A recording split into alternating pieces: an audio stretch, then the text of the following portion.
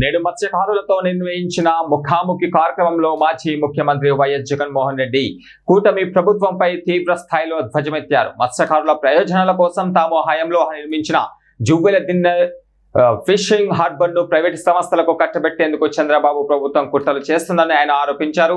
మత్స్యకారుల జీవన ప్రమాణాలు మెరుగుపరచడమే లక్ష్యంగా గత ప్రభుత్వం 26,000 కోట్ల పెట్టుబడులతో పోర్టులు హార్బర్లు పనులు చేపట్టినట్లుగా ఆయన గుర్తు చేశారు. ఈ సందర్భంగా ఒక మత్స్యకారుడు మాట్లాడారు.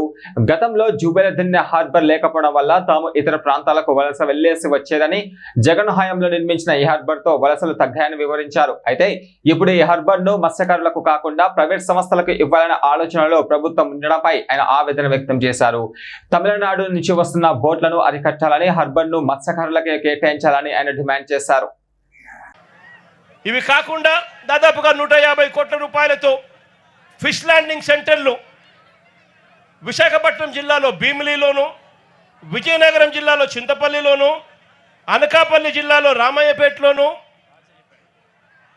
రాజులపేటలోను, దొండవాకలోను, తిరుపతి జిల్లాలో రాయదరువులోను, కాకినాడ జిల్లాలో ఉప్పల్లంకలోను ఈ ఫిష్ ల్యాండింగ్ సెంటర్లన్నీ కూడా చర్యలు తీసుకున్నాం.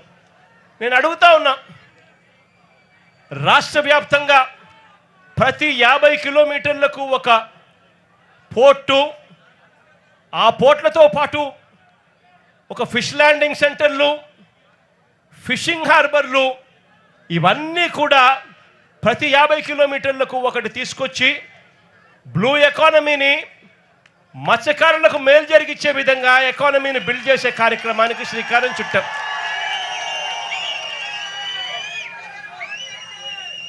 మత్స్యకారులందరికీ కూడా మంచి జరగాలని చెప్పి ఎక్కడెక్కడ మత్స్యకారులు ఉన్నారో వాళ్ళందరినీ కూడా మ్యాపింగ్ చేసి ఏకంగా ప్రతి చోట వాళ్ళ కోసమే ఈ ఫిషింగ్ హార్బర్లన్నీ కూడా నిర్మించడానికి శ్రీకారం చుట్టాం.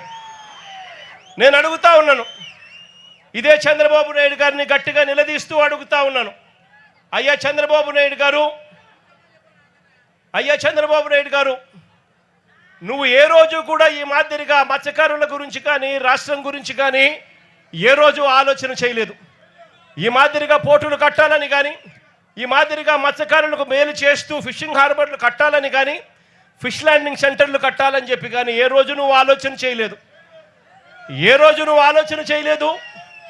ఏ రోజు వాళ్ళకు మంచి జరిగించే కార్యక్రమం చేయలేదు.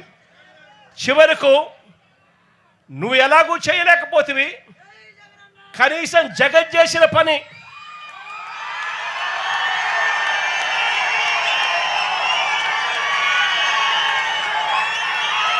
జువ్వెలదిన్నెలో ఇక్కడే కనిపిస్తూ ఉంది. ఆశ్చర్యం ఏమిటో తెలుసా, ఈ జువ్వెలదిన్నె ప్రాజెక్టు తయారైపోయి 2 సంవత్సరాలు అయిపోతూ ఉంది. ఈ 2 సంవత్సరాలలో నేను మార్చి 12వ తారీఖున 2024లో జాతికి అంకితం చేస్తే ప్రధానమంత్రి మోడీ గారు ఇదే ప్రాజెక్టును మళ్ళీ ఆగస్టు 2024లోనే జాతికి అంకితం చేశారు.